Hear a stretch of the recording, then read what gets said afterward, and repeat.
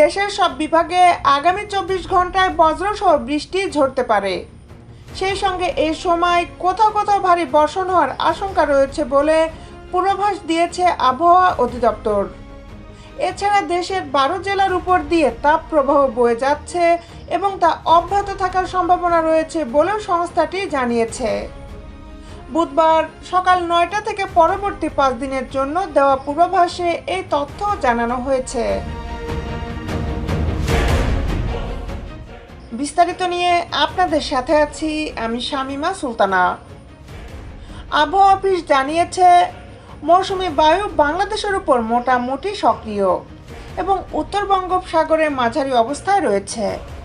এ অবস্থায় আগামীকাল সকাল 9টার মধ্যে রংপুর, ঢাকা, ময়মনসিংহ ও সিলেট বিভাগের অনেক জায়গায় এবং রাজশাহী, খুলনা, বরিশাল ও চট্টগ্রাম বিভাগের কিছু কিছু জায়গায় অস্থায়ীভাবে দমকা হাওয়া সহ বিদ্যুৎ চমকানো বা হালকা থেকে মাঝারি ধরনের বৃষ্টি অথবা বজ্র সহ বৃষ্টি হতে পারে।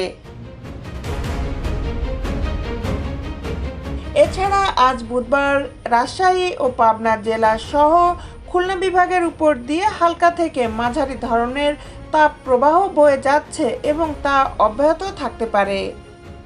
সেই সঙ্গে দিনের তাপমাত্রা সামান্য কমতে পারে এবং রাতে প্রায় অপরিবর্তিত থাকতে পারে।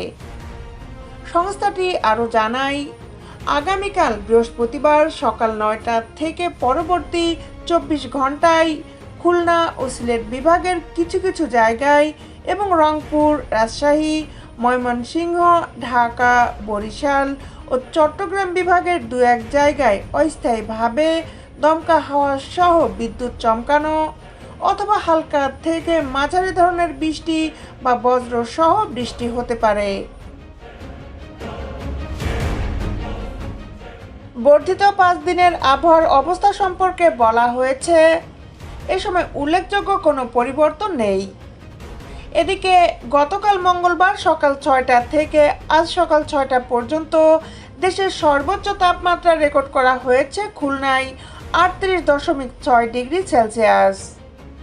এ সময় সর্বনিম্ন তাপমাত্রা ছিল নীলফামারীর ডিমলায় 22.7 ডিগ্রি সেলসিয়াস। গত 24 ঘন্টায় কক্সবাজারের কুতুবদিয়ায় দেশের সর্বোচ্চ বৃষ্টিপাত হয়েছে 63 মিলিমিটার। দেশ বিদেশের আপডেট নিউজ পেতে আমাদের সাথেই থাকুন। Justice television, Dhaka.